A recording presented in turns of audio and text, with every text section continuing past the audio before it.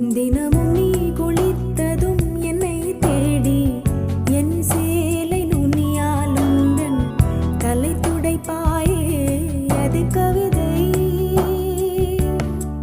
திரு